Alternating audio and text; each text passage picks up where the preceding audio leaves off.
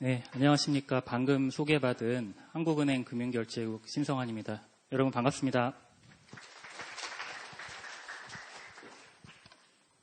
방금 말씀해 주셨듯이 오늘 주제는 2018년 주요 지급결제제도 동향 및 이슈로 설명드릴까 합니다. 먼저 제목에 보니까 이제 지급결제제도라는 말이 나오는데요. 그래서 오늘 내용은 먼저 지급결제가 어떤 것인지, 그래서 지급결제제도의 개념, 의의에 대해서 먼저 간략히 설명을 드리고요.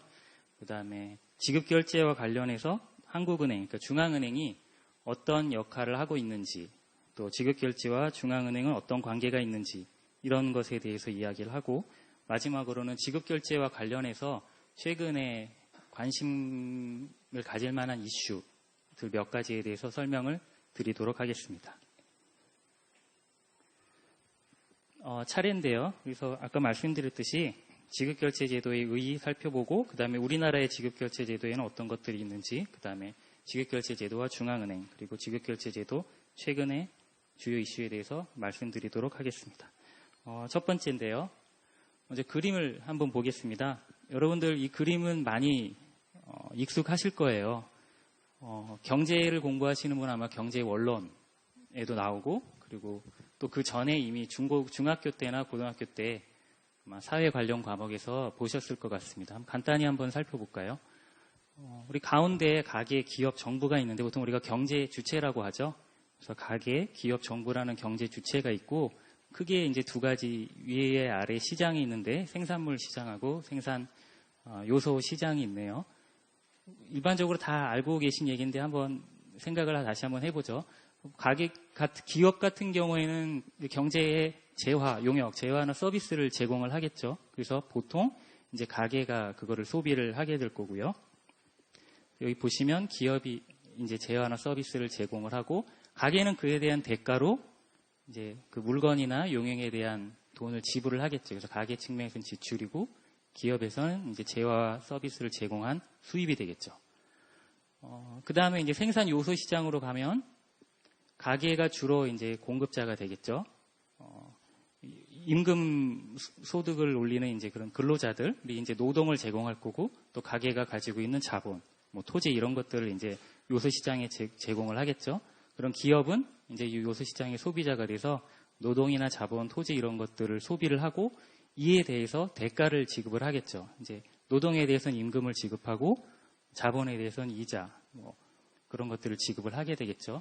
또 정부가 또 있죠. 정부는 이제 기업이나 가게로부터 세금을 받으면서 여러 가지 그 공공재를 이제 제공을 하게 되는데, 이 과정에서 보면은 결국은 뭐 재화나 용역 이런 것들이 오고 가면서 반대급부로 뭐가 오가겠습니까? 돈이 오가겠죠. 그래서 이런 돈의 흐름, 돈이 오고 가는 데 흐름에 있어서 관련된 것들이 지급결제다. 먼저 이런 큰 개념을 한번 생각해 보고자 이 그림을 먼저 보여드렸습니다. 그러면 도대체 지급결제란 뭘까? 오늘의 주제 계속 지급결제 얘기가 나올 텐데요. 지급결제가 뭔지 한번 잠깐 살펴보겠습니다. 이 화면을 보니까 굉장히 길게 써 있는데요. 뭐 경제 주체들이 현금 또는 수표, 신용카드, 증권 등 지급수단을 이용하여 경제활동의 결과 발생하는 채권, 채무 관계를 해소하는 행위이다. 굉장히 길죠. 한눈에 잘 안 들어오죠. 그래서 하나씩 한번 살펴보겠습니다. 여기 보니까 지급결제라는 게 지급 수단을 이용했다. 그런 얘기가 있고, 채권 채무 관계를 해소하는 행위다. 그리고 이런 지급 청산 결제의 3단계를 거친다. 이렇게 나와 있어요. 다음 화면을 보면서 좀 예를 들어서 한번 설명을 해보겠습니다. 어떤 예를 들어볼까요? 우리가 지급결제의 대표적인 예 중에 크게 한 2가지가 생각나는데, 우리가 일반적으로 보통 우린 다 일반 개인 소비자죠, 여러분들. 그래서 매일매일, 거의 매일 하루에도 몇 번씩 어딘가에 가서 뭐 물건을 산다든가 하고 이제 대금을 어떤 형태든지 지급을 하겠죠. 현금을 낼 수도 있고, 뭐 신용카드나 체크카드 이런 것들이 이제 지급 수단이라고 하는데, 그런 것들을 하는 지급 행위를 다 할 것이고요. 또 인터넷 뱅킹, 모바일 뱅킹 이런 것들 거의 다 하시죠. 또 이런 것들도 다 그 지급하는 행위인데, 한번 은행 간에 이체하는 거를 한번 예로 들어서 지급결제 지급 청산 결제의 과정을 한번 설명을 해볼까 합니다. 예를 한번 들어보죠. 여러분들이 한번 누군가에게 돈을 보낼 일이 있다고 한번 생각을 해보죠. 내가 그 사람한테 돈을 꼬아서 돈을 갚는 거든 아니면 무슨 축하할 일이 있어서 돈을 보내는 것이든 어떤 경우도 좋습니다. 예를 들어서 누군가에게 내가 10만 원을 보낸다고 한번 가정을 해보겠습니다. 그 10만 원을 어떻게 보내느냐? 현금으로 만나서 주는 게 아니고 인터넷 뱅킹을 한다고 한번 생각을 해보죠.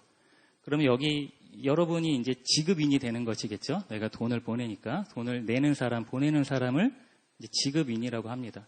그러면은 어쨌든 여기서 거래는 아니지만 어쨌든 이 사람에게 돈을 10만 원 보내야 되는 일이 있다고 한번 해보죠. 그러면은 인터넷 뱅킹에 이제 접속을 하겠죠. 그렇죠? 접속을 해서 화면에 들어가서 수취인의 계좌번호를 넣고 그 다음에 금액을 10만 원을 넣겠죠. 그러면서 이제 그거를 공인인증을 받고 보내게 되면 그게 바로 계좌 이체를 이제 지시를 하는 거겠죠. 여러분이 지급인으로서 이체 지시를 하는 겁니다. 그러면은 아까 지급 청산 결제의 3단계가 있다고 말씀을 드렸는데 그렇게 되면 이 지급하는 행위를 여러분들은 하게 됩니다. 정의가 써 있는데요. 지급인이 채무의 변제를 위해 수취인에게 은행권이나 예금등 화평인 청구권을 이전하는 행위다. 그러니까 지급인 여러분이 지금 예에서 지급인이죠. 그래서 채무의 변제를 위해서 수취인한테 뭔가를 이전을 했다. 화폐적인 청구권을 이전을 했다. 이제 지급 지시를 한 게 여기서는 이제 지급 행위 되겠고요. 그 다음에는 이제 우리가 보통 알고 있는 거는 그래서 내가 인터넷 뱅킹을 통해 계좌로 다른 사람한테 보내면 예를 들어서 여러분의 거래하는 은행은 A은행이라고 치고 돈을 받는 사람은 거래하는 은행을 B은행이라고 하면은 여러분이 돈을 보내고 나서 금방 이 수취인은 그 돈을 자기가 계좌에서 인출을 하거나 또 다른 데로 이체하거나 쓸 수 있게 됩니다. 우리나라 같은 경우에는요. 그래서 이렇게 해서 이제 우리가 알고 있기는 이렇게 돈을 보내면 이제 다 지급 결제가 다 끝났구나라고 보통은 생각을 하는데 우리는 잘 모르는 뒤에 여러 가지 거래들이 일어나는데요. 중간에 여기 지급이라는 단계는 이제 끝났고 청산이라는 단계가 있습니다. 이쪽에서 돈을 10만 원을 보내면 A은행은 이제 자기 고객이 10만 원을 보내라는 이제 지시를 받았고요. 이 지시를 받아서 중간에 청산소에다가 이 정보를 전송을 하게 됩니다. 그럼 이 청산소가 B은행, 이 수취인이 거래하는 은행에게 이 정보를 또 보내줍니다. 이쪽에서 돈이 10만 원이 왔으니까 이 고객 앞으로 10만 원이 왔다는 정보를 전송을 해주게 됩니다. 이런 역할들을 중간에 하는 것이 청산소고 이런 과정을 청산이라고 하는데요. 그 앞 페이지에 보시면 청산에 대한 정의가 나와 있습니다. 한번 볼까요? 지급 지시의 전송, 확인 및 지급 지시 간 차감을 통한 포지션 산정 등 결제 이전의 전 과정이라 그랬는데 지급 지시 전송을 하고 확인을 했죠. 그 얘기까지는 제가 설명을 드렸고 그러면 그 뒷얘기가 뭔지 한번 보겠습니다. 자, 이렇게 해서 이제 지급 지시가 일어났는데 그래서 결국은 수취인은 10만 원을 받을 수가 있게 되는데 가만히 보면은 사실 이쪽 A은행에서 B은행으로 돈을 사실은 넘겨줘야겠죠. 그렇죠? 안 그러면은 지금 현재 상태에서는 B은행이 자기가 가진 돈으로 그냥 자기 고객한테 10만 원을 준 거예요. 결국은 이 A은행으로부터 돈을 받아야 되거든요.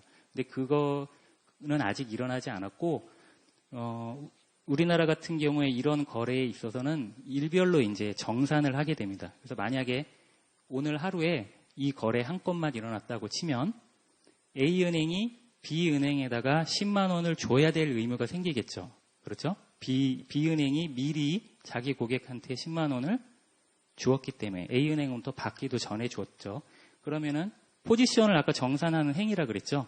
그래서 포지션 정산, A은행은 10만 원을 지급을 해야 되고 B은행은 10만 원을 수취를 해야 되는 이런 걸 계산하는 과정, 이런 것들이 다 청산입니다. 그래서 이제 여러분들은 두 번째 단계인 청산에 대해서도 이제 알게 됐고요. 그러면 A은행이 B은행한테 돈을 10만 원을 줘야 되는데 이것은 어떻게 되느냐? 다음 날에 이러한 거래들을 다 정산을 해서 다음 날에 중앙은행, 이제 한국은행에서 최종 결제를 하게 됩니다. 마지막 단계가 결제인데요. 우리 개인들은 보통 일반 은행에, 시중은행에 계좌를 가지고 있죠. 그렇죠? 근데 은행도 계좌를 가지고 있습니다. 그게 어디냐면 중앙은행에 가지고 있습니다. 아마 어릴 때도 다 배우셨을 거예요. 중앙은행 여러 가지 기능하면서 이제 은행의 은행이라 그러죠. 은행들이 중앙은행에 당좌 예금 계좌를 가지고 있어요. 그래서 다음날 이 10만 원을 중앙은행에 있는 A은행의 계좌에서 중앙은행에 있는 B은행의 계좌로 이체를 해줍니다. 이것이 결제입니다. 최종 결제. 우리가 아까 살펴본 3단계 있었죠? 자금이나 증권의 이전을 통하여 경제주체 간 채권 채무 해소를 완료하는 행위. 그래서 최종 결제라 그러는데요. 최종 결제는 은행들이 가지고 있는 중앙은행의 계좌에서 일어나면서 전체적인 지급결제 과정이 마무리가 되게 됩니다. 좀 이해가 되시나요? 네. 간단히 설명드렸고요. 그래서 지급결제가 뭐고, 지급결제는 세 단계를 거친다는 거 여러분들 이제 아시게 됐고요. 요거는 그냥 아까 설명드린 거 이제 그림이네요. 그래서 3단계로 되는데, 지급하는 행위, 맨 처음에 현금 또는 뭐 여러 가지 비현금 지급수단, 계좌이체도 해당되죠. 그 다음에 여러 가지 신용카드, 체크카드, 뭐 엄수표 이런 것들을 이용해서 지급을 하고, 그래서 그 참가하는 은행들 간의 포지션을 정산을 하고, 마지막에 그 중앙은행에 있는 계좌를 통해서 최종 결제가 마무리된다. 이 과정을 한번 그림으로 그려봤습니다.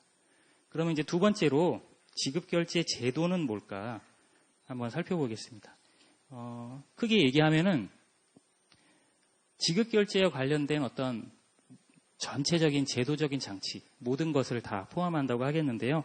보시면 뭐 방금 말씀드렸던 지급수단, 그리고 지급서비스 제공기관. 아까 예를 든 경우 같은 경우에는 우리가 은행의 고객으로 예를 들어봤었죠. 그럼 이제 은행 같은 것이 지급서비스 제공기관이 되겠습니다.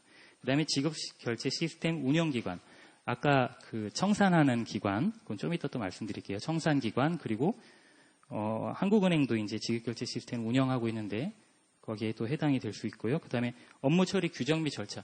어떤 지급결제라는 업무가 있으면 관련된 뭐 법규라든가 규정 이런 모든 것들이 여기에 해당되겠고요. 그 다음에 전산 시스템, 다 전산 시스템을 통해서 이루어지는 거죠. 그렇죠? 즉 거래 정보가 전송이 되고 실제로 돈이 오가고 이런 것들이 전부 전산 시스템을 통해서 운영되고 있습니다. 결국 그래서 지급결제 제도라는 거는 어떤 지급결제를 가능하게 해주는 모든 것들, 포괄한 개념이다. 그냥 쉽게 생각하면 그렇게 이해하시면 되겠습니다.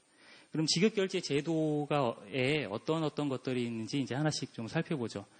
아까도 얘기 드렸던 지급수단.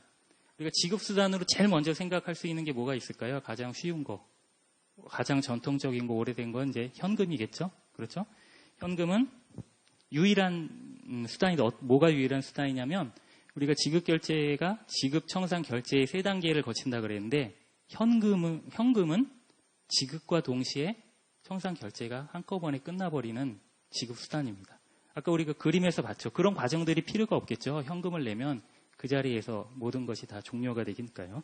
그래서 별도 청산이 여기 써 있네요. 불필요하고 뭐 운송 보관 비용이 있고 도난의 우려가 있다. 뭐 일반적인 이제 현금의 성격이고요. 그럼 현금 이외에 다른 지급 수단을 모두 다 묶으면 비현금 지급 수단이라고 하겠죠.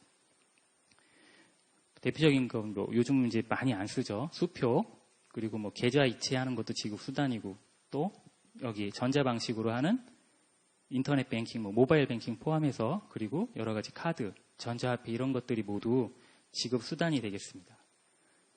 그림을 한번 그려봤는데요.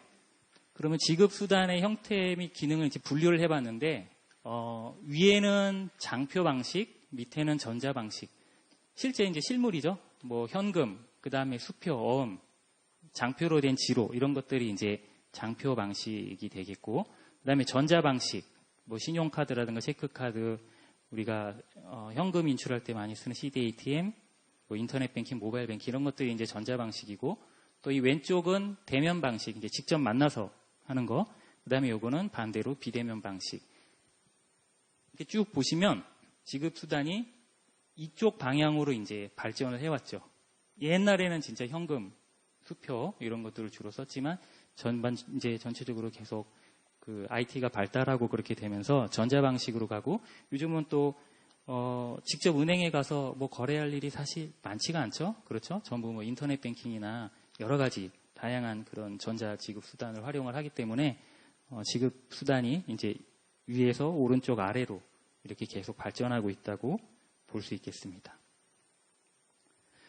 그 다음에 지급 수단 이제 살펴봤고요. 그럼 지급 결제 제도에 참여하는 기관들은 어떤 것이 있는지 한번 살펴보겠습니다. 먼저 아까 잠깐 얘기했네요. 지급 서비스 제공 기관이 있겠죠.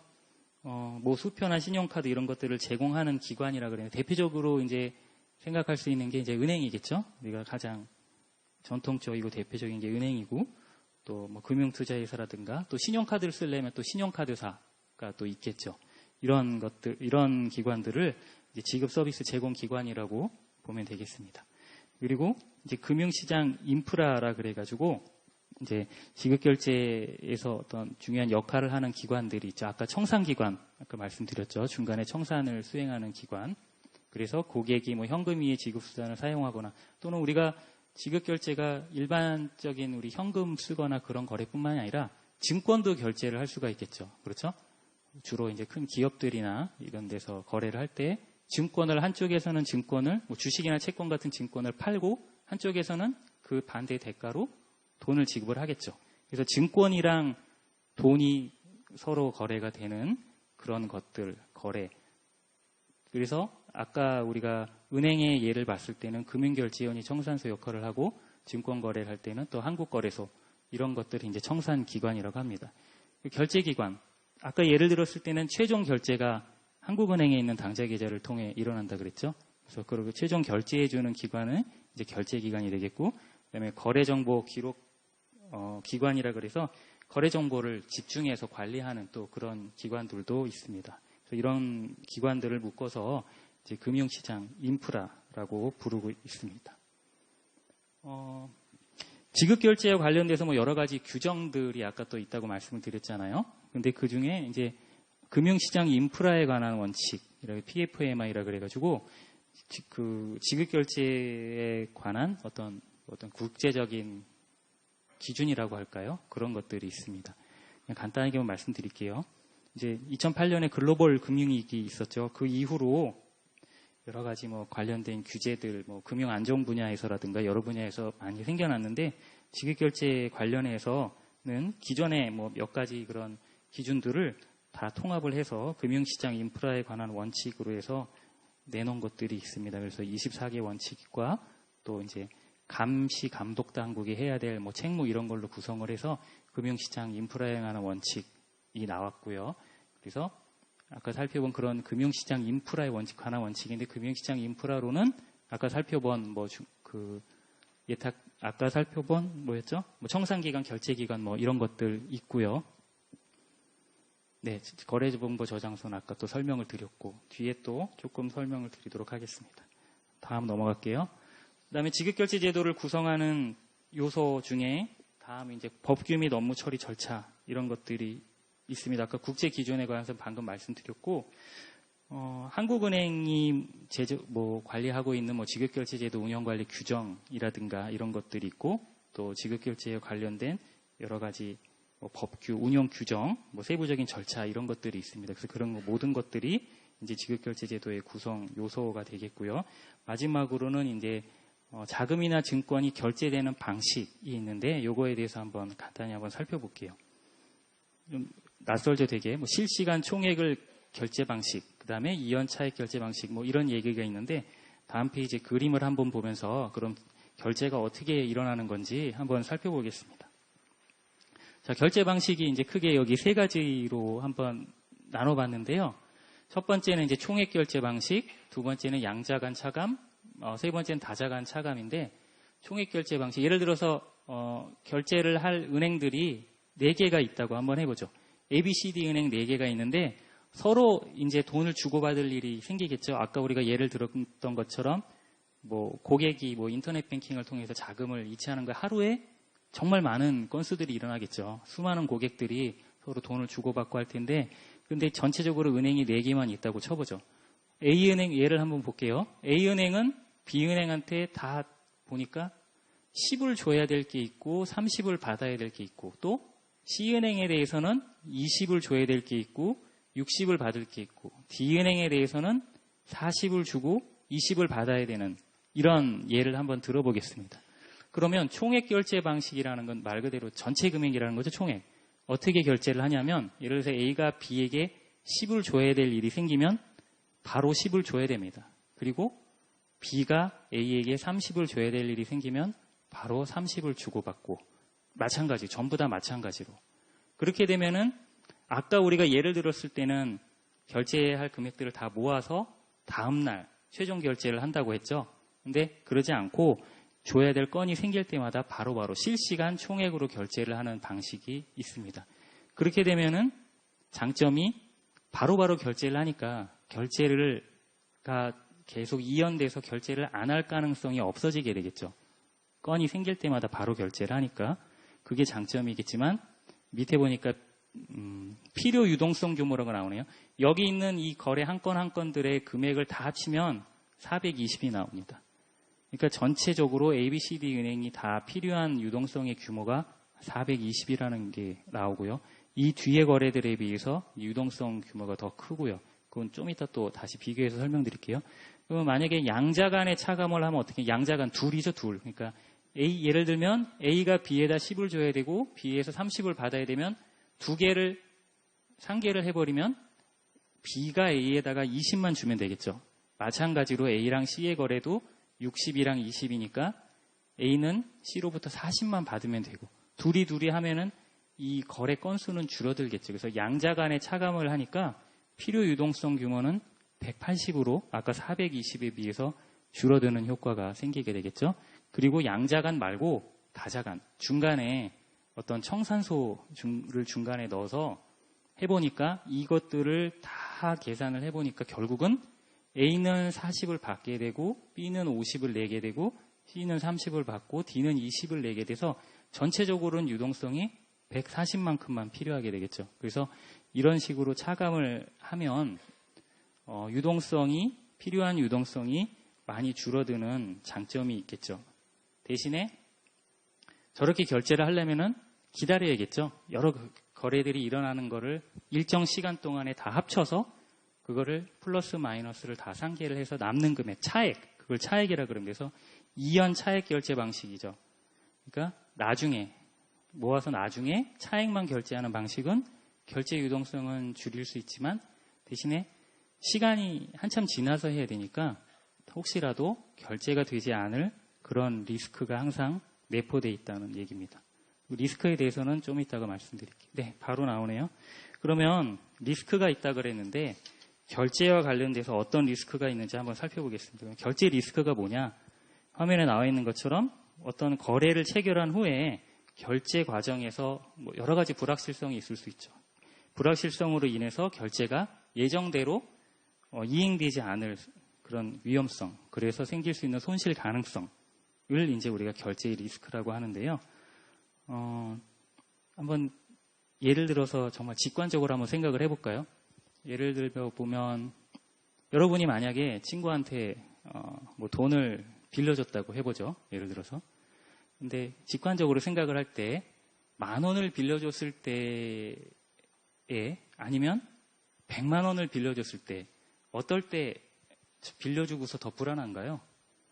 더 많은 금액을 빌려줬을 때가 불안하겠죠. 혹시 못 갚으면 어떡하지? 하는 생각이 들겠고 또 똑같은 금액을 빌려줬다 하더라도 한 2, 3일 기간 동안 빌려주는 거랑 1년 정도 있다가 갚는다고 하고 빌려주는 거랑 어떤 게 더 상대적으로 못 받을 것 같다는 생각이 들까요? 기간이 길어져야겠죠? 직관적으로 생각해보면. 그래서 결제 리스크는 우리 얘기 들은 것처럼 거래 금액이 더 클수록 또 최종 결제, 우리가 지금 예로 든 거는 결국 빌려준 거 받는 거죠.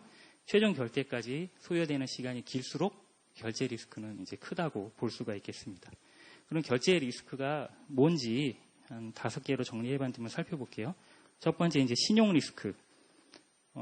내용을 보니까 이제 거래 상대방이 이제 파산이나 그런 문제가 생겨가지고 결제 시점까지 결제를 완전히 수행하지 못할 거예요. 결국은 돈을 줘야 될 상대방에 문제가 생겨서 돈을 못 줄 가능성, 그러니까 내 입장에서는 못 받을 가능성.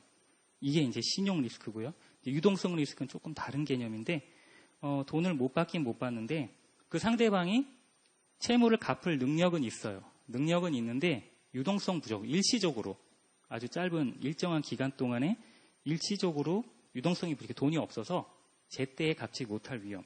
이게 이제 유동성 리스크고, 뭐 기업들이 뭐 재무 상태는 괜찮은데 뭐 흑자 도산을 한다. 뭐 이런 얘기 하잖아요. 어떤 기업들은 상태가 좋은데 갑자기 유동성 위기가 와서 특정 시점에 자금 운용이 잘 안 돼서 뭐 문제가 생길 수 있는 경우들이 그런 얘기는 들어보셨을 겁니다. 그래서 그런 것들이 유동성 리스크고, 이제 세 번째 운영 리스크는 예를 들면 뭐 담당자의 중간에 나와 있네요. 업무가 미숙하다든가 뭐 전산에 어떤 장애가 생겼거나 이런 것들로 해가지고 어떤 결제가 제대로 되지 못할 리스크. 그게 이제 운영 리스크고, 네 번째 법률 리스크는 어떤 특정한 사안에 대해서 뭐 법률이나 제도가 제대로 정비가 안 돼 있거나 뭔가 좀 이렇게 모호한 거, 불확실한 게 있어서 결제가 완료되지 못할 그런 가능성, 이제 법률 리스크라고 하고요.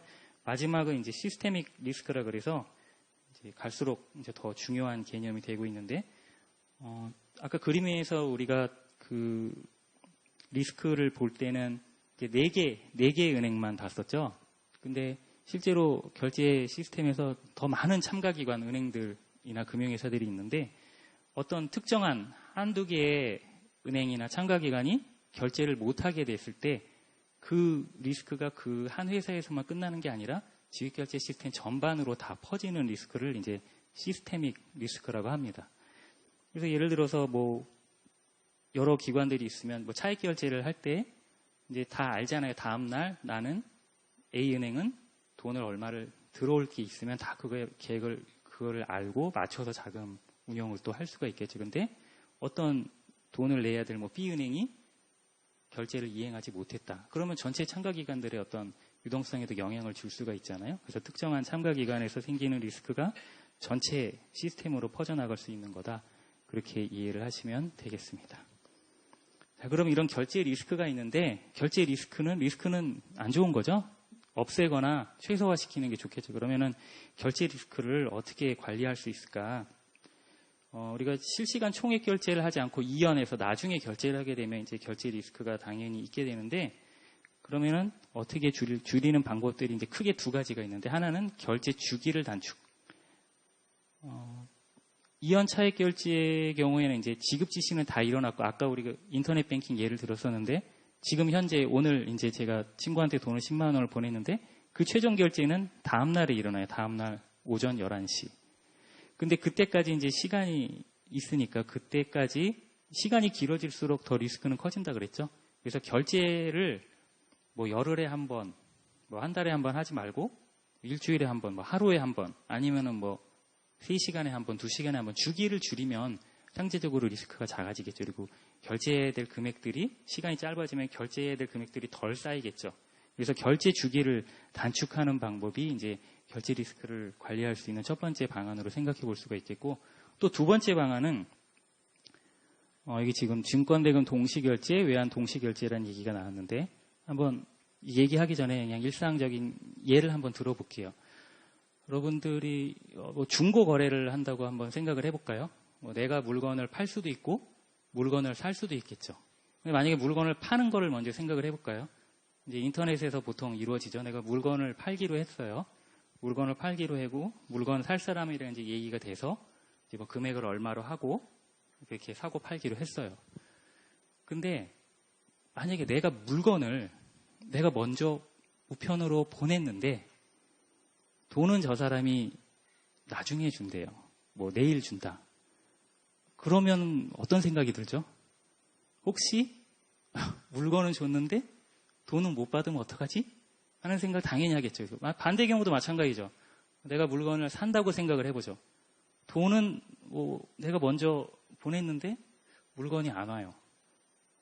금방 오는 건지 아니면 물건을 진짜 안 보내서 떼이는 건지 그런 생각을 당연히 하겠죠. 그렇죠? 그런 리스크를 해결을 하려면 어떻게 하면은 리스크가 해소가 될까요? 어떻게 하면 그런 위험이 없을까요? 네? 만나서. 네. 거의 정답. 결제이죠. 그렇죠? 정확히 얘기하면은 결제를 어떻게 물건 바꾸는 거랑 돈을 주는 거를 동시에 하면 되겠죠. 동시에. 그렇죠. 동시에 하면 그런 리스크가 없어지겠죠. 그래서 증권 대금, 아까 예를 들었는데 이제 자금만 지급 결제 시스템에서는 돈만 오가는 게 아니라 이제 주식이나 채권 같은 증권을 사고 팔 수도 있죠. 그래서 증권을 파는 거랑 그 증권에 대한 대금을 지급하는 거를 동시에 처리를 하면 리스크가 없겠죠. 그리고 외환도 마찬가지죠. 뭐 미국 달러화랑 원화를 바꾼다고 해보죠.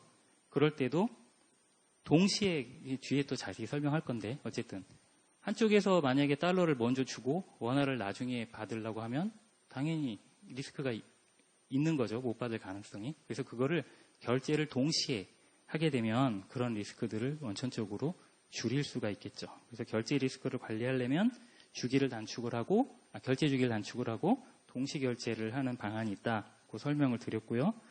또 우리가 중간에 아까 청산소 얘기하고 그랬었죠. 다자간 결제할 때 중간에 그 중앙거래 당사자라고도 하는데 그래서 중앙거래 당사자를 만들어서 중간에 매수자에 대해서는 매수자 역할을 하고 또 중앙거래 당사자가 매도자에 대해서는 매수자의 역할을 해서 한쪽에서 혹시 결제 이행을 못하더라도 그 결제가 정상적으로 이루어질 수 있도록 이제 중앙거래 당사자를 만들어서 관리를 하면 되겠고요. 그다음에 업무 지속 계획 같은 건 이제 아까 우리 운영 리스크 얘기도 했었죠. 중간에 어떤 전산 시스템이나 뭐 그런 것들에 문제가 생겼을 때 어떻게 할 건지 그래서 비상 계획을 미리 세워놔서 장애가 발생하더라도 신속하게 대응을 해서 리스크를 최소화할 수가 있겠고 그 다음에 차익결제 리스크 관리 방안 요거는 쭉 뒤에 소액결제 시스템 얘기 나올 때 설명을 드리도록 하겠습니다.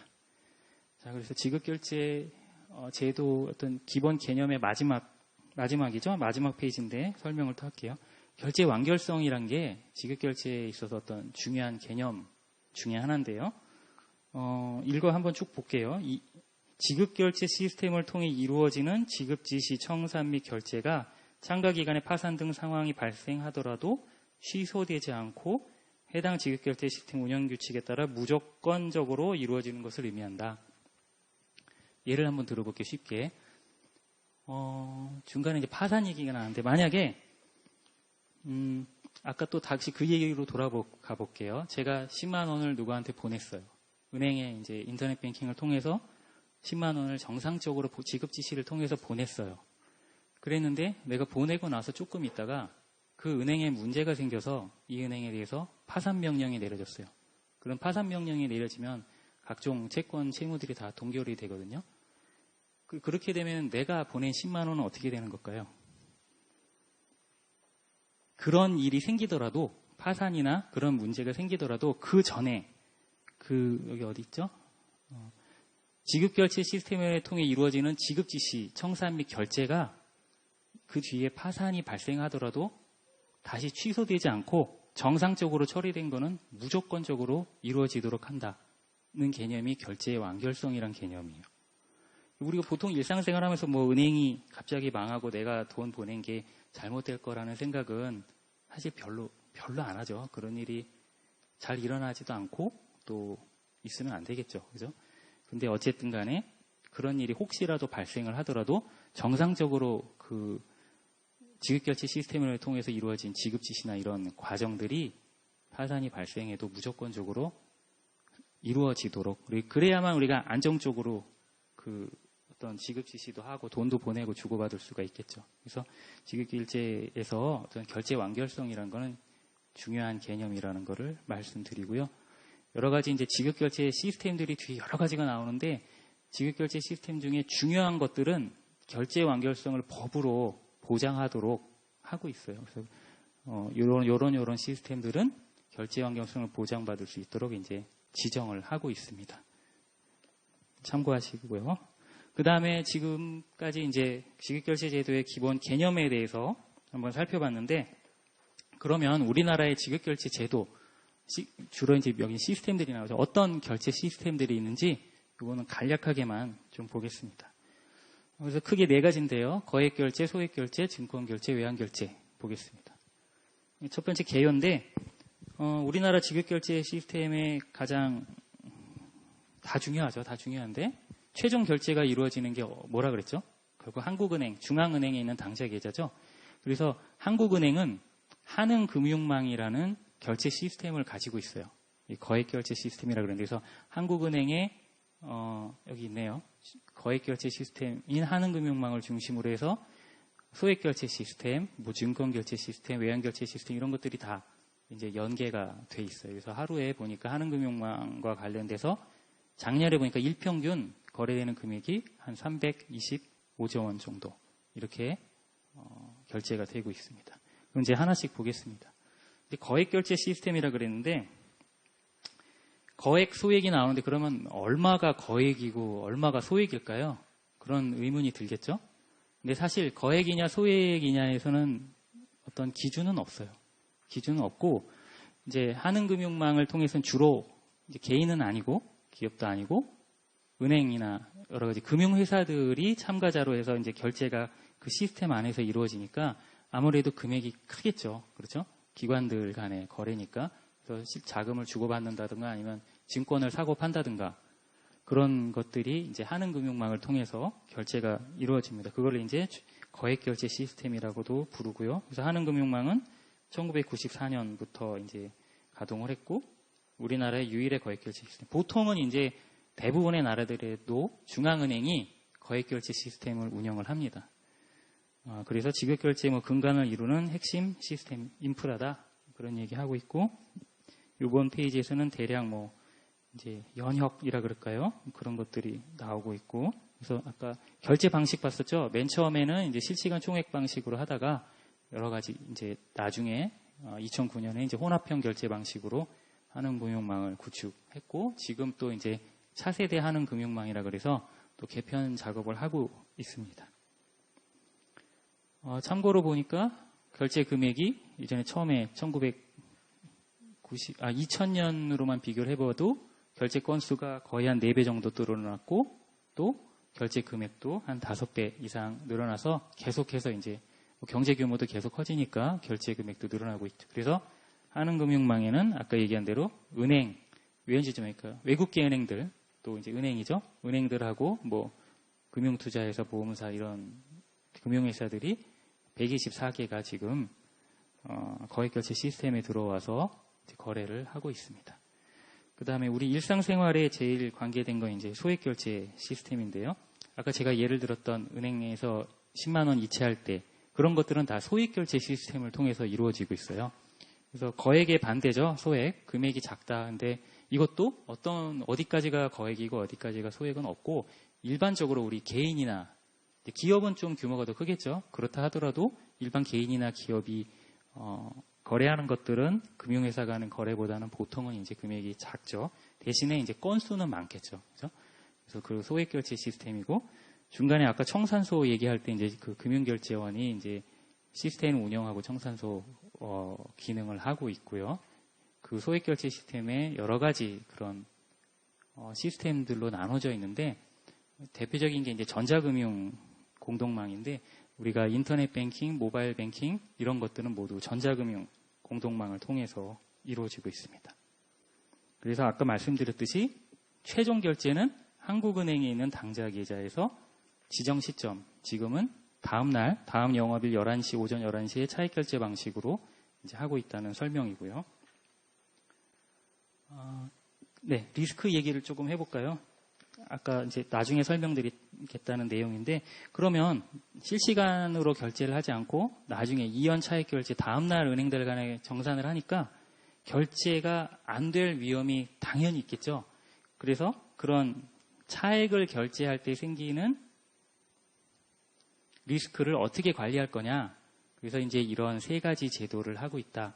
그런데 순이치 한도제라 그래서 아까 예를 든 경우에는 A은행은 10만 원에 일종의 채무를 진 거죠. 자기가 B은행한테 다음날 10만 원을 줘야 되는 채무가 생겼는데 그러면 그 채무 금액이 점점 커질수록 리스크가 커지겠죠. 그래서 그걸 한도를 정해놔요. A은행이 미리 다음날 결제하기 전까지 고객의 자금을 미리 보내는 전송을 할 수 있는 한도를 정해놓는데 그거를 이제 여기 순이체 한도라 그래서 여기 있죠. 각 참가 기관의 미결제 이체액의 상한을 설정한다. 예를 들면 뭐 A은행은 뭐 1조 원, B은행은 뭐 1.2조 원 뭐 이런 식으로 해서 이제 은행들이 그 순이체의 한도를 미리 정해놓고 있습니다. 그리고 다음 날에 이제 중앙은행의 당좌 계좌를 통해서 결제를 한다 그랬는데 만약에 어떤 은행이 결제를 못하면 어떻게 될까요? 못할 가능성은 사실 별로 없죠. 그렇죠? 없지만 못할 가능성이 전혀 없는 게 아니기 때문에 안전장치를 마련해 놨는데 그게 두 번째가 이제 사전담보 예치제예요. 그래서 한국은행에 있는 계좌를 통해서 결제가 되기 때문에 은행들은 한국은행에 담보를 냅니다. 보통 뭐 국채나 통한증권 이런 것들 안전한 채권 위주인데요.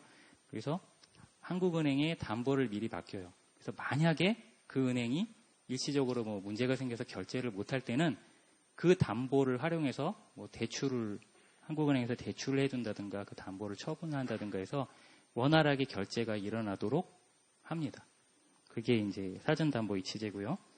그런데 만약에 그럼에도 결제가 안 됐어요. 뭔가 담보를 가지고도 결제가 안 됐을 때는 나머지 기관들이 예를 들어서 뭐 10개 참가 기관인데 한 군데에서 문제가 생기면 나머지 9개 기관들이 우선은 손실을 일정 기준에 의해서 미리 결제를 다 해버리고 나중에 미리 이제 공동 분담을 하고 나중에 이제 그 은행한테 받겠죠. 그래서 이러한 제도들 이런 단계별로 리스크 관리를 하고 있다고 아시면 되겠습니다.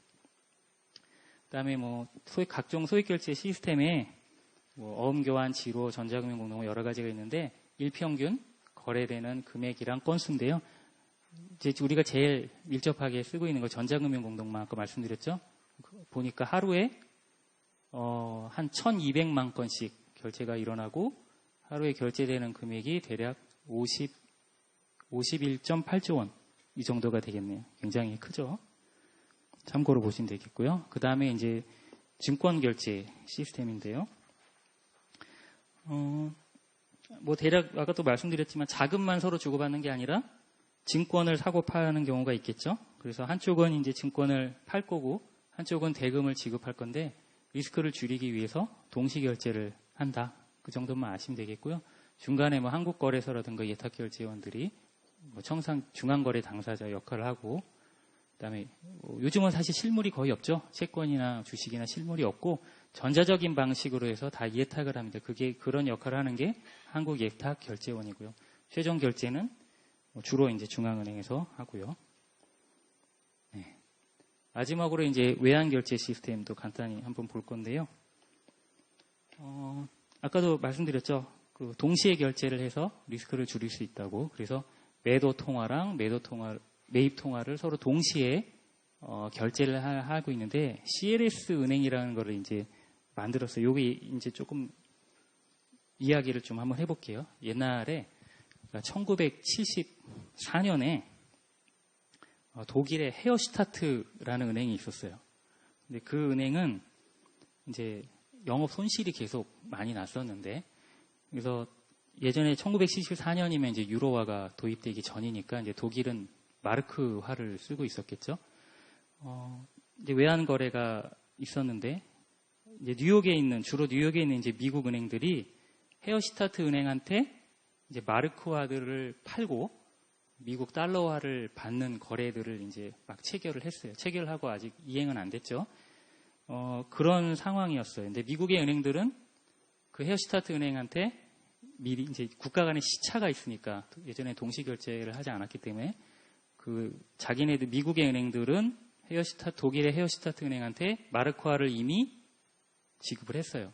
그리고 이제 달러화를 받으려고 기다리고 있는데 아까 제가 영업 손실 많이 났다 그랬죠. 헤어슈타트 은행. 독일 법원에서 헤어슈타트 은행을 청산 명령을 내려버렸어요. 그래서 청산 명령이 내려지니까 미국 은행들은 결국은 달러화를 못 받게 되는 상황이 발생한 거예요. 그 규모가 대략 2억 달러 정도라 그러네요. 그러니까 뭐 우리 돈으로 하면 뭐 2천억 원이 넘겠죠. 그런 일이 생겨서 이제 엄청나게 국제 금융시장에 혼란이 있었겠죠. 그래서 요게 이제 외환 결제를 할 때 서로 국가 간에 시차가 있기 때문에 생기는 리스크를 아예 헤어시타트 은행의 이름을 따서 이제 헤어시타트 리스크라고 이제 부르게 됐고요. 뭐 이런 일도 하나의 요인이 돼서 그러면 외환은 동시에 결제를 하자. 그래서 이제 뉴욕에다가 CLS 은행이라는 거를 만들었어요. 그래서 1999년에 만들고 이제 2002년에 주요 통화 7개의 통화를 대상으로 해서 외환 동시 결제를 이제 시작을 했고 2004년에는 우리나라 원화도 추가가 돼서 이제 CLS 은행을 통해서 동시 결제를 하고 있습니다. 네, 그래서 그냥 간단히 뭐 그림인데요.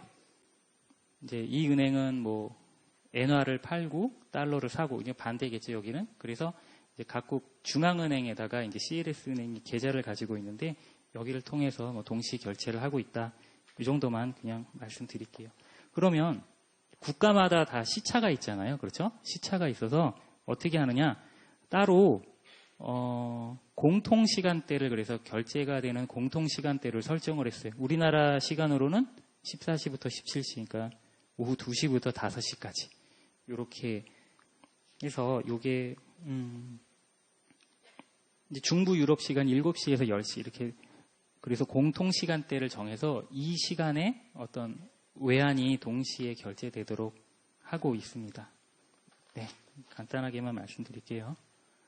자, 그러면은 지금까지 이제 우리나라 지급결제 시스템에 대해서 간단히 살펴봤고, 이제 세 번째 이제 주제인데, 지급결제 제도와 중앙은행에 대해서 한번 얘기를 해보겠습니다. 그럼 중앙은행이 왜 지급결제에 관심이 있고, 지급결제에 대해서 역할을 하고 있는지, 또 왜 그러면 한국은행 금융결제국은 왜 있는지, 그런 얘기들을 한번 해보도록 하겠습니다. 여러분들 금융안정이라는 말은 좀 들어보셨죠? 그렇죠? 금융안정에 대해서 이제 먼저 좀 얘기를 해볼게요. 지금 지급결제 얘기지만 금융안정이라는 뭘까? 이제 특히 2008년 글로벌 금융위기 이후에 국제적으로 뭐 금융위기 또 그에 반대된 금융안정에 대해서 관심이 많이 높아지고 관련돼 가지고 여러 가지 뭐 건전성 규제라든가 특히 금융회사들 규제도 강화되고 또 금융 위기가 다시 오지 않게 하려면 어떻게 해야 되느냐 여러 가지 논의들이 이제 많이 생겼죠. 그럼 금융안정이란 뭘까? 사실 뭐 명확하게 금융안정이 딱 뭐다 이렇게 뭐 학문적으로 뭐 정립이 된 것 같지는 않아요. 근데 일반적으로는 한번 생각을 해보죠. 그럼 금융안정, 금융 시스템이 안정적으로 돌아가고 있는 상태라고 쉽게 말할 수 있겠고 금융불안이 없는 상태라고 말할 수가 있겠는데 그럼 그게 뭘까 하나 보면은 이제 금융 시스템은 크게 세 가지 구성 요소로 구성이 된다고 얘기를 합니다. 그래서 첫 번째가 금융시장, 뭐 주식시장이나 뭐 채권시장, 외환시장 이런 것들이 되겠죠. 첫 번째 금융시장이 있고 두 번째로 금융회사, 대표적인 게 은행이죠. 은행이나 뭐 금융투자회사나 보험사나 뭐 여러 가지들 금융회사가 있을 거고 마지막으로 이제 금융시장 인프라, 대표적인 이제 지급결제 시스템입니다. 그런 금융시장 인프라 세 가지 구성 요소들이 정상적으로 작동하고 있는 상태가 금융 시스템이 안정됐다라고 말할 수가 있겠죠. 예를 들면 금융시장 같으면 뭐 주가라든가 뭐 환율이라든가 어떤 금리가 어떤 적정하게 그러니까 경제 상황이라든가 시장 상황을 잘 반영해서 가격으로 표현이 되고 또 그 가격이 뭐 너무 짧은 기간에 급등락하지 않는 그런 상태가 이제 금융시장이 안정됐다고 할 수가 있겠죠. 그러면 금융회사는 어떤 게 안정이 된 걸까요? 금융회사의 가장 은행을 먼저 예를 들어볼까요? 은행 같은 경우에 대표적인 기능이 보통 얘기는 자금 중개 기능이죠. 고객한테 예금을 받고 또 필요한 데 대출을 해주고 근데 아무 일 없을 때는 지금 은행들이 정상적으로 예금도 받고 뭐 대출도 하고 있죠. 근데 문제가 생기면 구제금융이란 말도 많이 들어보셨죠, 그렇죠? 글로벌 금융위기 이후에 뭐 미국이나 이런 데 큰 금융회사들도 결국 구제금융을 받고 뭐 다른 데로 매각이 되고 뭐 파산을 하고 여러 가지 일이 있었는데 결국 금융회사가 제대로 외부의 도움 없이 스스로 정상적인 자금 중개 기능을 수행하는 게 이제 금융회사가 안정됐다고 얘기를 할 수 있을 거고요. 마지막 세 번째 금융 인프라 대표적인 게 이제 지급결제 시스템이 될 텐데 그런 지급결제 시스템들이 제대로 원활하게 돌아가야만 금융 안정을 이룰 수가 있겠죠. 그래서 지급결제 제도가 안정이 되는 게 금융 안정을 위한 어떤 필수적인 요소가 된다. 그런 얘기를 여기서 이제 하고 있는 겁니다. 자, 그리고 이제 한국은행은 뭐 여러 가지 하고 있지만 이제 통화 신용 정책을 하고 있죠. 그러기 위해서 결국 통화 신용 정책이 파급이 되려면 결국은 이제 지급결제 제도, 지급결제 시스템을 통해서 돼야 되기 때문에 효율적인 통화 신용 정책 수행을 위해서 어떤 중앙은행이 직접 운영하는 거액결제 시스템 이런 것도 안정이 돼야겠고, 또 중앙은행은 또 어떤 최종 대부자 기능 이런 것들도 하고 있고, 뒤에서 요거는 좀 얘기를 하겠습니다. 그래서 이제 지급결제 제도와 금융 안정에 대해서 간단하게 설명을 드렸고요. 그러면 지급결제 제도랑 중앙은행은 어떻게 발전을 했냐? 사실 여러분들 뭐 한국은행 생각을 하면 제일 대표적으로 한국은행 역할 뭐가 생각나세요? 어떤 게 있을까요? 물가? 네. 물가 안정이 한국은행의 그 어떤 가장 중요한 정책 목표죠. 네. 그리고 또 그래서 또 이제 발권, 그래서 한국은행권 유일하게 이제 우리나라에서 유일하게 법하죠.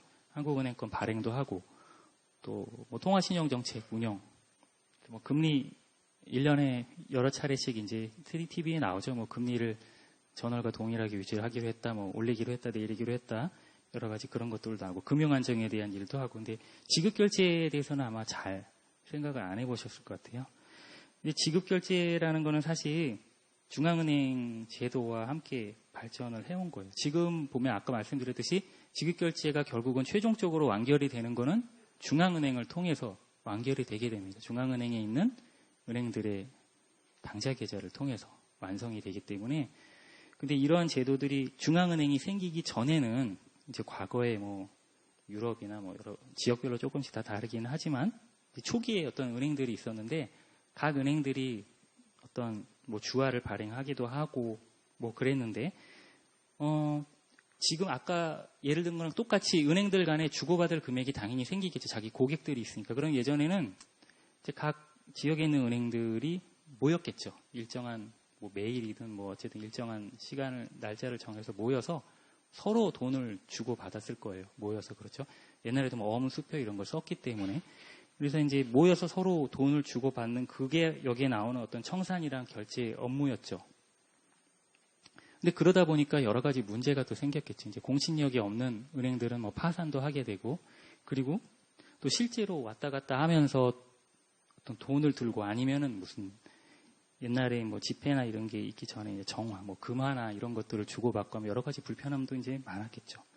그래서 이렇게 역사적으로 발전하다 보니까 결국은 공신력 있는 은행, 그게 이제 중앙은행으로 발전했죠.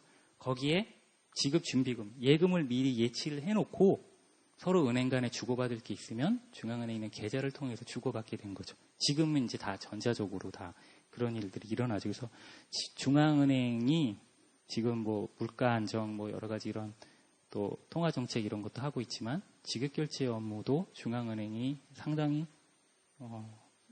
중앙은행이 생길 때부터 또 그 이전부터 하고 있던 업무라는 말씀을 드리고 싶습니다.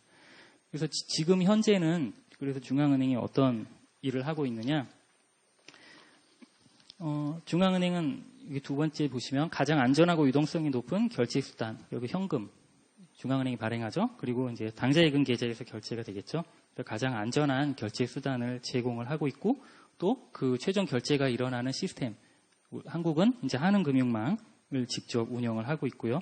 그 다음에 또 소액결제, 증권결제, 외환결제 이런 것들이 다 중앙은행 시스템이랑 연결이 돼 있어요. 그리고 나중에 최종 결제가 되고, 그래서 중앙은행은 이제 각 은행들이 중앙은행의 당좌 계좌를 가지고 있기 때문에 각 참가 은행들이 유동성 상태가 어떤지 실시간으로 바로 파악을 할 수 있겠죠. 그래서 문제가 있을 때 신속히 발견하고, 또 유사시에는 중앙은행이 발권력을 갖고 있죠. 그래서 긴급 유동성을 공급을 할 수가 있겠죠. 그래서 중앙은행이 이제 지급결제와 정말 밀접한 관련이 있다는 말씀이고요. 그다음에 이건 지금 다 한 얘기입니다. 또 중앙은행의 역할을 좀 한번 세 가지로 좀 정리를 해서 또 말씀을 드릴게요. 국제적으로 이제 중앙은행이 어떤 역할을 하고 있느냐? 오퍼레이터, 그러니까 운영자죠. 그러니까 지급 시스템, 어떤 운영자의 역할을 하고 있고, 두 번째로는 오버사이트 오토리티에서 감시 당국의 역할을 하고 있고, 마지막으로 세 번째는 어떤 촉진자, 그러니까 지급결제제도의 발전을 촉진하는 역할을 하고 있다고 국제적으로도 얘기를 하고 있습니다. 하나씩 한번 보겠습니다.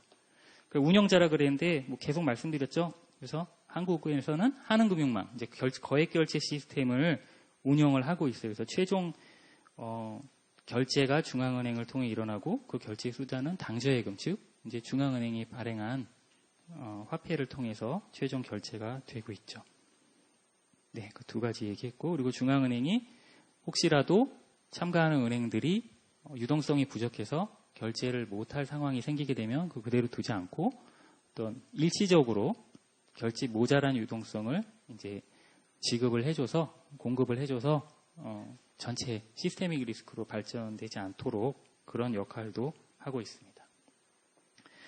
두 번째는 감시 당국입니다. 감시라는 업무 조금 낯서실 수도 있을 것 같은데요. 어떤 뭐라 그럴까요? 그러니까 지급결제 제도 전반이 제대로 돌아가고 있는지 살펴보는 거라고 그냥 쉽게 얘기해서 그렇게 생각을 하시면 되겠습니다. 그래서 중앙은행이 왜 감시를 하느냐? 또 아까 나왔던 얘기는 지급결제제도의 정점에 위치하고, 그걸 최종 결제 이제 한국은행의 당재 계좌를 통해서 되고, 그래서 위기를 쉽게 포착할 수 있고, 또 그래서 자금이 부족한 데는 자금 공급도 하고, 또 어떤 전문성 그리고 를 가지고 있고, 또 지급결제를 감시하는 것 중에 하나가, 이유 중에 하나가 원활한 통화 정책을 하려면 지급결제 제도가 안정되어야 되기 때문에 그렇다는 얘기고요. 그래서 이제 한국은행이 지급결제 제도에, 한국은행뿐만 아니라 다른 나라 중앙은행들도 감시 업무를 이렇게 하고 있습니다. 그러면 감시 업무에는 어떤 것들이 있는지 대략 보면 여러 가지 지급결제 시스템이 있죠. 그 중에 이제 중요한 지급결제 시스템에 대해서는 중요한 지급결제 시스템을 따로 지정을 해서 따로 운영을 하고 있고, 그 다음에 지급결제 시스템, 그런 지급결제 시스템에 대해서 항상 모니터링을 하고, 또 그 다음에 그 지급결제 시스템에 대해서 평가를 합니다. 주기적으로 평가를 하고, 만약에 미흡한 점이 있으면 개선을 권고하기도 하고요. 또 지급결제 업무와 관련돼서 개별 은행이나 금융투자에 대해서 공동검사도 하고, 시스템에 문제가 발생했을 때는 어떤 비상 조치를 또 취하기도 합니다. 참고로 이제 그래서 여러 가지 지급결제 시스템이 있다 그랬는데, 여기 빨간색으로 이 윗부분들은 중요 지급결제 시스템이라 그래서 이제 한은금융망 당연히 중요하죠.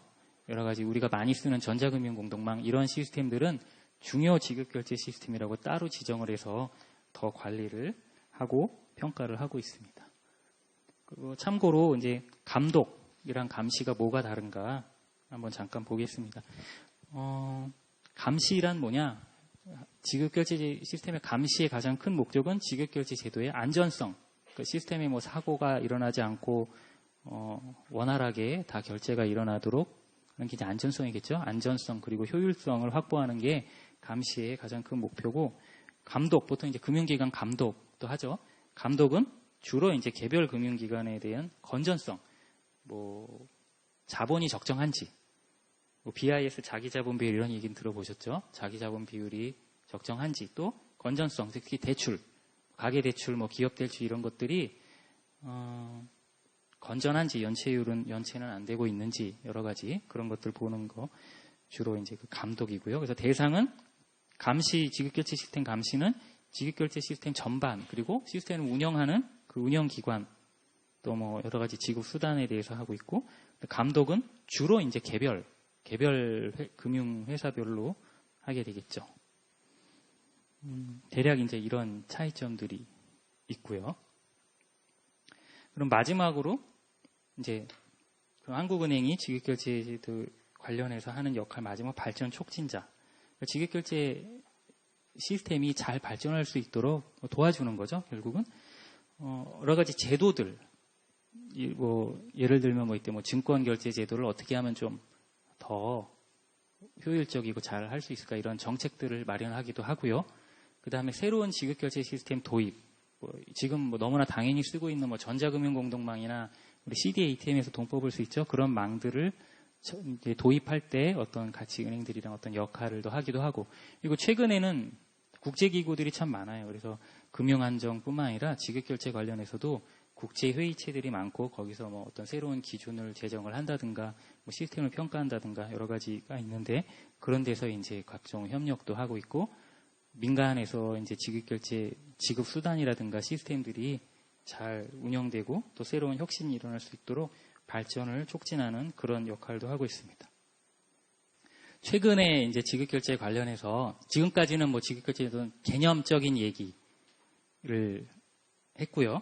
최근에 좀 얘기 많이 되고 있는 것들, 뭐 핀테크란 얘기는 너무 많이 들어보셨죠? 그래서 핀테크가 확산되고 있다, 뭐 핀테크 혁신이다 그런 얘기를 하는데, 핀테크 확산에 대해서 좀 살펴보고, 그 다음에 암호자산이라고 하시면 잘 모를 것 같아요. 뭐 비트코인 같은 거, 그런 것들이고, 중앙은행 디지털 화폐. 중앙은행 화폐를 발행하죠. 화폐를 발행하는데 쉽게 얘기하면 실물화폐죠. 실물화폐. 근데 중앙은행이 어떤 디지털 형식의 화폐를 발행해야 되는 거 아니냐, 뭐 이런 논의들도 요즘 많이 있어요. 그래서 이 얘기들을 한번 해볼까 합니다. 자, 이제 핀테크 그러는데, 우선 뭐 많이 아시는 분들도 뭐 계시겠지만, 그래도 한번 보죠. 핀테크가 그럼 뭐냐? 개념이 뭐냐?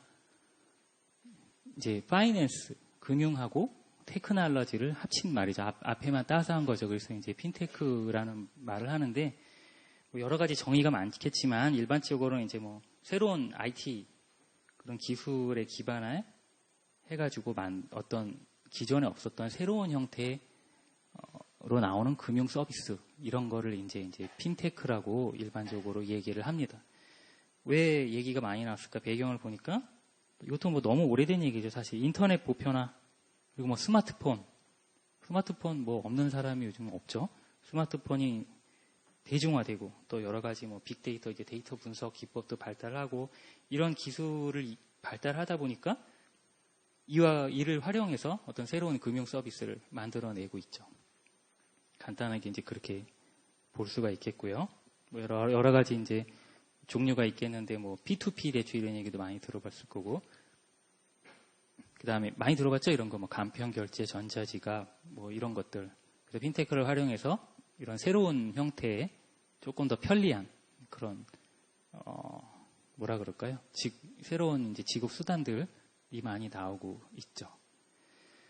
그러면은 여기 다음에 좀 나오는데, 그럼 왜 우리나라에서 요즘 핀테크가 이렇게 확산이 되고 있나 한번 보겠습니다. 아까 얘기했던 인터넷 보편화, 이거는 이제 어떤 통계 자료인데요. 국제 통계 자료인데, 이게 국가별로 잘 안 보이시죠? 근데 말씀드리고, 국가별로 스마트폰이라든가 아니면 일반 휴대폰 보유율을 이제 조사를 한 건데, 요 파란색은 스마트폰을 가지고 있는 사람의 비율, 이게 노란색은 휴대폰은 휴대폰인데 스마트폰이 아닌 휴대폰, 그리고 녹색은 아예 스마트폰도 아니고 당연히 없고 일반 휴대폰도 안 가지고 있다고 대답한 비율인데, 한국이 1등이에요.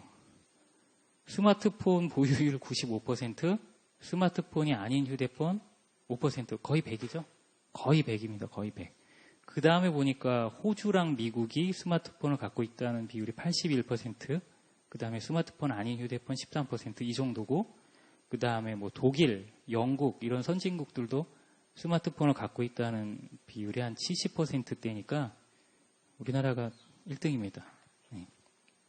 그래서 이런 스마트폰이 보급이 확산되니까 스마트폰을 활용해서 여러 가지 어떤 간편하게 결제를 한다든가 뭐 금융 업무를 한다든가 하는 그런 서비스들이 계속 생겨나고 있죠. 그리고 여러 가지 규제들이 완화가 됐어요. 뭐 공인인증서 예전에 막 불편하다 그래서 의무 사용도 폐지가 되고, 여러 가지 이런 규제들이 완화가 되면서 더 다양한 핀테크 서비스들이 나타나게 됐고, 뭐 IT 발달은 뭐 너무 당연한 거고, 그래서 요즘은 뭐 이런 바이오 정보, 뭐 지문, 정맥, 홍채 이런 걸 사용해서 지급 결제에도 활용하려는 시도들이 많이 있습니다. 그런데 그런 얘기를 많이 하죠. 우리나라는 뭐 이런 새로운 형태, 뭐 핀테크를 활용한 금융, 또 핀테크를 활용한 뭐 지급 결제가 많이 뒤처졌다, 뭐 그런 얘기들을 많이 하잖아요. 근데 사실은 그렇지도 않을 수 있는데 왜 우리나라는 그런 혁신들이 별로 없다고 얘기를 할까요? 예를 들면 뭐 중국 같은 데도 알리페이 이런 거 다 많이 들어봤죠. 우리나라는 왜 그러면은 그런 얘기를 들을까요? 혹시 생각해서 얘기해 보실 분 있으실까요? 네.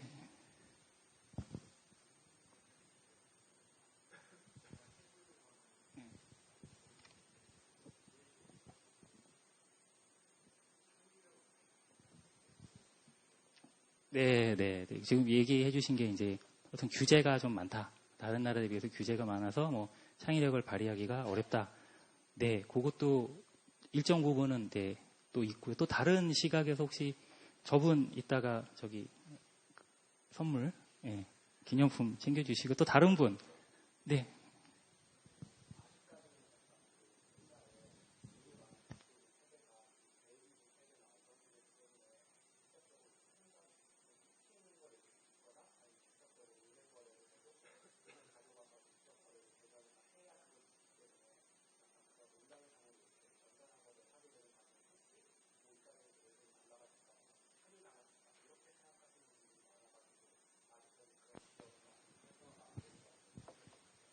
네, 고맙습니다. 지금 얘기해 주신 분은 아직까지는 특히 뭐 좀 어르신 세대들이 주로 그러겠죠. 아직까지는 뭐 대면 거래라든가 또 뭐 그런 것들이 더 익숙하지 이런 거는 뭐 보안 뭐 이런 얘기도 하신 거죠, 그죠? 보안이라든가 그런 것들에 대한 뭐 우려 뭐 그런 것도 있고 그래서 이런 새로운 서비스들이 다 이렇게 좀 중국이나 뭐 미국 이런 다른 나라들이 우리보다 어떻게 보면 후진국들도 많이 그런 특히 모바일 활용한 것들이 많이 사용되고 있거든요. 근데 그런 이유들 때문에 조금 우리나라 조금 발전이 덜 된 거 아니냐 이런 얘기도 해주셨는데 혹시 한 분 더 얘기해 주실? 네.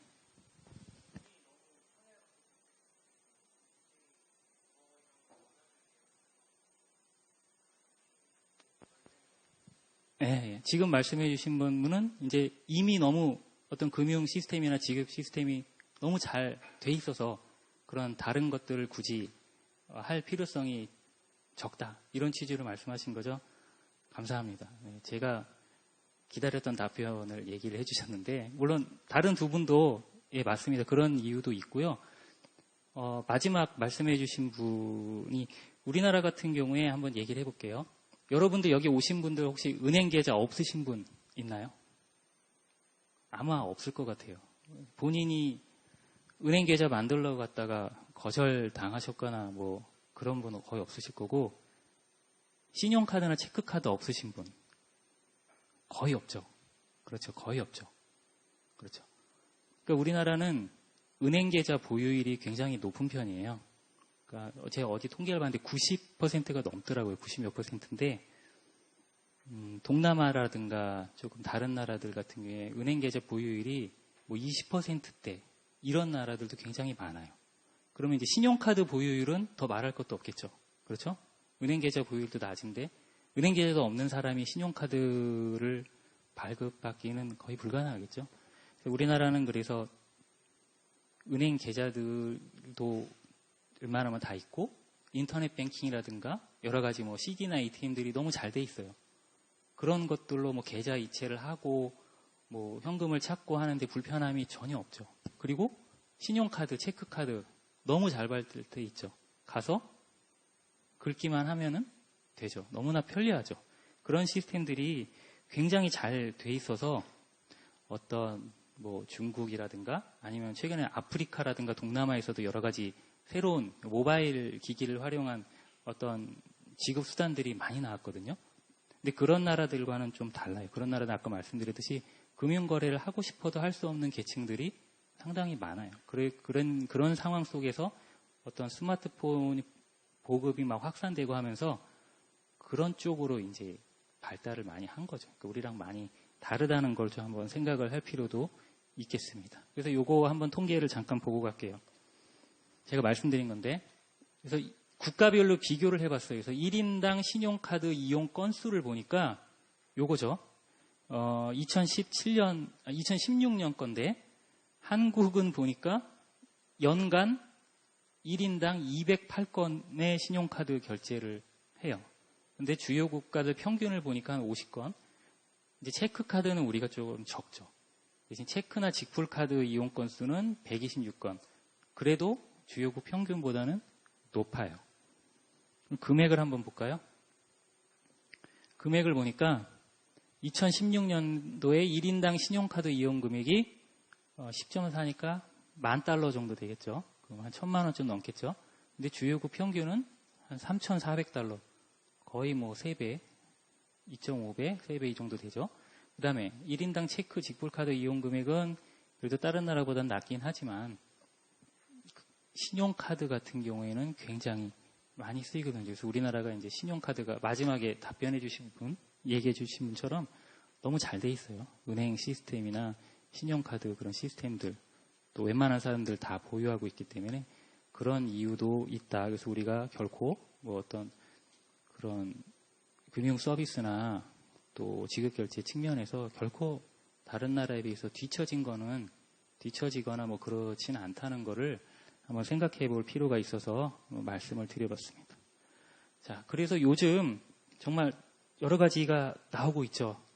그래서 지급 서비스를 제공하는 데가 은행 금융회사뿐만 아니라 유통업체라든가 이동통신사, 휴대폰 제조사들 이런 데들 종류별로 나눠봤는데 보통 쓰는 말로 이제 간편결제 여러분들 젊으신 분들 많으니까 많이 한두 개쯤은 쓰실 것 같아요.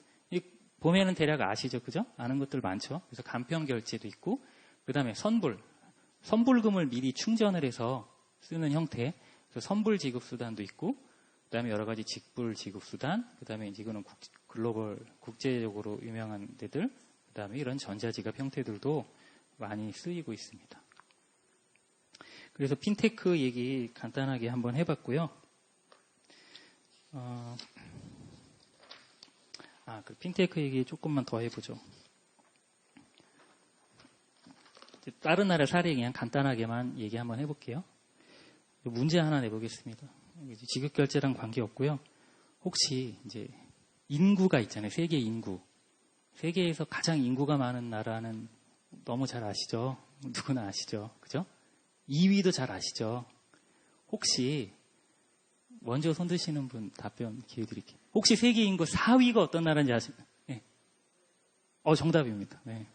어떻게 그 문제 낼 줄 알고 손 드신 분 같이, 네, 저분도 기념품이, 네.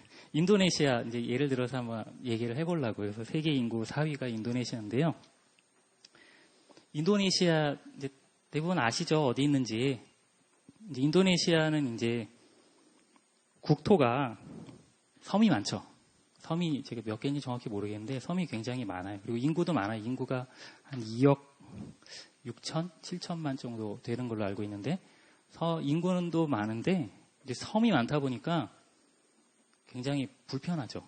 그러니까 화폐가 다 각 섬마다 보급이 되기가 굉장히 어렵겠죠. 불편하죠. 우리나라는 국토도 작고 또 밀집돼서 살고 있고 또 뭐 섬이 있긴 하지만 어쨌든 땅덩이도 작고 그래서 화폐 보급하는데 큰 어려움이 없는데 이제 인도네시아 같은 경우에는 그렇습니다. 그러고 아까 제가 말씀드렸듯이 많은 나라들이 은행 계좌 보유율이 굉장히 낮아요. 그래서 인도네시아도 이제 굉장히 보유율이 낮아서 그런데 거기서는 이제 그 섬의 시골에 근무하는 어떤 교사들 또 그리고 시골에 가정이 어려운 그런 학생들한테 일종의 뭐 지원금, 교부금 이런 거를 이제 지급을 하려 그러면 보통 뭐 그 지역에 있는 은행이나 우체국 이런 데를 통해서 지급을 한다고 하더라고요. 그러려면 이제 돈을 받으러 가야겠죠. 근데 그 섬이 많고 교통이 불편하다 보니까 돈을 한번 받으러 가려면은 많은 시간이 들고 또 돈이 들어야겠죠. 돈도 사실 별로 없는데 그거 받으러 또 뭐 차를 타건 배를 타건 가야 되니까 그런 교부금 지원금을 아예 받기를 포기하는 경우도 많다 그러더라고요. 그래서 요즘 스마트폰도 보급이 자꾸 확대되고 그러니까 이제 그러면은 그거를 활용해서 교부금이나 이제 정부에서 교부금이나 뭐 지원금을 받도록 하자. 그래서 휴대폰으로 이제 메시지가 가는 거예요. 그 메시지를 받으면 그 메시지를 가지고 가까운 데 어떤 휴대폰 미리 이제 그 설정 미리 또 계약을 했겠죠. 그렇게 해놓은 어떤 지원센터, 휴대폰 대리점 같은데 그런 데로 가서 이제 휴대폰을 가지고 교부금을 받게 하는 그런 시스템을 또 도입을 하고 있다. 그러니까 좀 우리나라랑 좀 많이 다르다는 거를 그냥 하나 사례로 한번 말씀드려봤습니다. 자, 그러면은 이제 마지막 주제인데요. 암호자산이랑 중앙은행 디지털 화폐에 대해서 한번 얘기를 해보겠습니다. 그러니까 대표적으로 이제 암호자산이라 그러면 감이 안 오실 것 같아서 대표적인 사례가 이제 비트코인이죠. 아마 여기 계신 분들 중에도 뭐 비트코인 사고팔고 해보고 이용해 보신 분들이 있을 것 같은데 이제 그런 것들을 뭐라고 부르느냐? 예전에 처음에 가상통화라고 불렀어요. 이제 IMF에서 이제 얘기를 한 건데, 그래서 버추얼 커런시라 그래서 왜 그런 것들을 가상통화라고 이름을 붙였냐 보니까 실물이 없죠. 그렇죠? 우리 실물 화폐랑 다르게 실물은 없어요. 실물 없이 가상으로 존재를 하는데 뭔가 통화, 돈이랑 좀 비슷하다. 그래서 이제 가상통화라고 불렀어요. 그런데 통화라고 하는데 실제 법화, 실제 우리가 쓰고 있는 돈이랑 교환이 보장이 되지는 않죠, 법적으로. 그죠? 그래갖고 이제 이런 것들을 가상통화다라고 부르기 시작을 했었습니다. IMF에서 정의한 거고요. 그 다음에 또 많이 얘기 나왔던 게 디지털 통화, 디지털 커런시라 그랬는데 그게 디지털 형태로 표시된다. 그래서 디지털을 갖다 붙이고 뭐 법적으로 교환은 안 되지만 뭐 일정 부분 뭐 화폐랑의 어떤 특성을 가진 것 같다.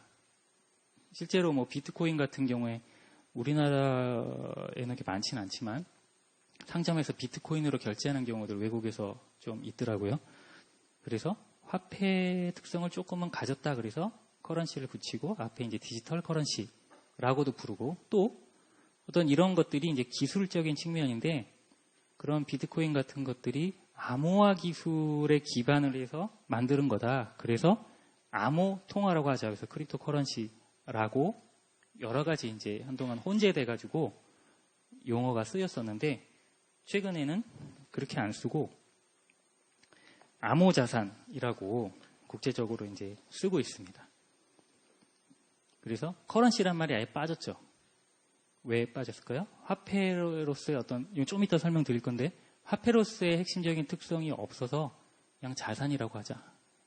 여기 나오네. 이제 커런시라고 붙이면 진짜 사람들이 이거 무슨 뭐 법화와 같은 화폐인가 하고 오인을 할 수도 있기 때문에 이제 커런시는 말을 빼버리고 그리고 왜 자산이라고 했냐면 현실에서 보통 이제 투자 대상 비트코인을 뭐 거래하려고 사는 사람도 있겠지만 비트코인 같은 것들을 어떤 가격이 오를 걸 기대하고 사는 사람들도 많죠. 여러 가지 많죠. 요즘 그런 비슷한 것들이 현실에서 주로 이제 투자 대상이 되기 때문에 암호자산이라고 이제 부르고 있습니다. 그래서 암호자산의 정의인데요. 보면 분산원장이나 암호화 기술을 바탕으로 그래서 이게 암호죠.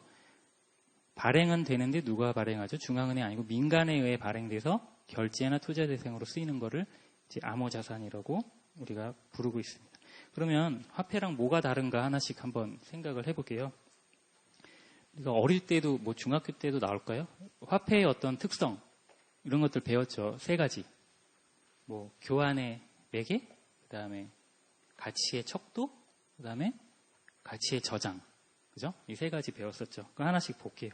교환의 매개가 되려면은 휴대가 편리해야겠죠. 그렇죠? 그래서 들고 다니면서 화폐로 물건을 바꿔야 되니까 그리고 편리해야 되고 수용성이 높아야 돼요. 수용성이 높다는 얘기는 어디 가서 내가 물건을 예를 들어서 사는데 화폐를 건넸는데 저쪽에서 받아주지 않으면 수용성이 없는 거죠. 우리 근데 물건 살 때 어디 가서 현금 내는데 거절하는 데가 없죠, 사실상. 그렇죠? 수용성이 높은 거죠. 이제 우리 법정 화폐는 법적으로 이제 그게 보장이 돼 있는 건데, 암호자산 같은 경우에는 뭐 사실 휴대는 뭐 휴대가 없죠, 사실은. 휴대는 편리하나 어떤 수용성이 굉장히 없죠. 안 받을 수도 있잖아요, 상대방이. 그렇죠? 그래서 이제 그리고 법적으로 강제를 할 수가 없기 때문에 화폐로서의 어떤 교환의 매개로서의 성격은 못 갖는다고 할 수가 있겠고, 두 번째는 이제 가치의 척도, 계산의 단위, 이건데, 암호자산 같은 경우에 가격 변동성이 굉장히 심하죠. 한때 뭐 이슈가 되면 또 막 올라갔다가 가격이 그랬다가 또 무슨 일이 생기면 가격이 급락을 한다든가. 가격이 불안정하기 때문에 어떤 가치의 척도로서 계산 단위로서 쓰기가 상당히 어렵고, 그다음에 가치의 저장. 이것도 뭐 두 번째랑 비슷하죠. 그 가치가 안정적이지 않고, 그리고 저장을 했다가 나중에 이제 쓸 때 유동화를 해야 되는데, 우리 화폐 현금은 그 자체가 최고의 유동자산이니까 뭐 그거에 대해서 얘기할 필요도 없고, 근데 나중에 뭐 가격이 급락을 한다든가 어떤 특정 암호자산에 문제가 생겼을 때는 유동화 하고 싶어도 할 수가 없는 상황이 많이 생기겠죠. 그래서 이런 것들이 어떤 화폐, 커런시라는 이름은 이제 빠지고 암호자산으로 불리고 있다. 그 정도 아시면 될 것 같습니다. 이제 마지막 주제인데요. 그러면 요즘 얘기가 나오고 있는 중앙은행 디지털 화폐에 대해서 얘기를 좀 해보겠습니다. 중앙은행 디지털 화폐는 뭐냐 한번 간단히 보면은 어떤 결제성 예금, 일반적인 이제 은행들이 지준 예치금, 중앙은행에 예치하는 그런 것들과는 또 별도로 달리 중앙은행이 발행하는 화폐예요. 화폐는 화폐인데 전자적인 형태로 발행하는 화폐를, 그래서 이제 디지털 화폐죠. 센트럴 뱅크 디지털 커런시 해가지고 중앙은행 디지털 화폐라 그러는데, 요즘 이런 얘기들이 많이 나오고 있습니다. 그러니까 일반적으로 뭐 암호자산, 뭐 무슨 뭐 코인 이런 것들은 사실 그런 얘기죠. 법화와 1대1로 교환이 보장이 안 된다. 즉 우리 돈으로 1대1로 바꿀 수가 없는 상황이 생길 수도 있는데, 이거는 만약에 발행이 된다면은 이제 법화죠. 중앙은행이 발행을 하니까. 그래서 일반적으로 쓰이는 실물 화폐랑 똑같이 교환이 보장이 돼서 이제 일반적인 뭐 암호자산들과는 다르다고 하겠습니다. 사실 처음 나온 얘기는 아니고, 예전에 1985년에 제임스 토빈이 실물 화폐는 휴대도 불편하고 또 이자 지급도 없고, 그래서 이게 중앙은행이 민간에다가 어떤 예금 계좌를 제공하는 방식으로 하면 어떻겠느냐, 이런 얘기들도 예전에도 나왔기도 했었습니다. 그러면은 볼게요. 어떤 만약에 중앙은행 디지털 화폐가 발행이 돼서 상용화가 되면 어떤 영향이 있을까? 지금은 사실 지금은 중앙은행 디지털 화폐가 없지만 생각을 해보면은, 만약에 디지털 화폐가 발행이 된다. 그러면은 사실상 우리가 아까 계좌이체 예를 들었었죠. 은행을 이용할 필요가 없죠. 중앙은행에 우리가 계좌를 갖게 되는 거잖아요. 그러니까 중간에 뭐 은행 간의 거래가 일어나고 청산을 하거나 그런 과정들이 사실상 없어서 리스크도 없어질 거고, 대신에 청산기관 같은 것들, 소액결제 시스템 운영하는 그런 기관들이 별로 필요가 없어지겠죠. 그리고 인터넷 뱅킹, 간편송금 뭐 여러 가지 이런 거 쓸 필요가 없고 그냥 중앙은행이 발행하는 그 디지털 화폐로 하면 되죠. 그래서 이런 것들 어떻게 보면은 중앙은행이 이런 민간 서비스랑 경쟁을 하게 되는 상황이 생기겠죠. 그 다음에 이제 통화정책이나 금융안정 측면에서는 어떤 변화가 있을까? 또 한번 생각을 해보니까,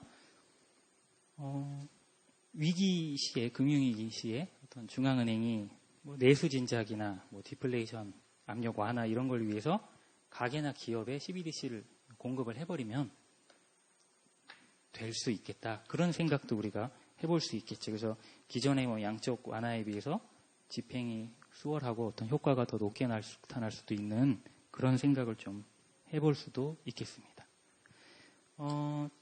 사실 CBDC가 우리나라에서는 뭐 그렇게 발행을 해야 된다 뭐 그런 얘기는 사실 뭐 필요성이나 이런 거는 크진 않고, 이제 다른 나라들 한번 얘기를 해볼게요. 그래서 적극적으로 중앙은행 디지털 화폐를 발행을 하려는 나라들이 있기는 있어요. 그러니까 예를 들어서 이제 대표적인 데가 이제 선진국 중에는 스웨덴인데, 스웨덴은 현금 이용이 사실, 그러니까 비현금 수단이 많이 이용되고 있어요. 그래서 현금 이용이 상당히 많이 감소를 하고, 이제 두 번째로 또 어떤 그 지급 수단들, 우리는 뭐 여러 신용카드도 있고, 신용카드도 근데 여러 회사들이 제공하는 신용카드가 있고, 은행도 또 여러 개가 있고, 여러 가지 뭐 최근 많이 하는 간편 결제, 간편 송금도 여러 업체들이 있잖아요.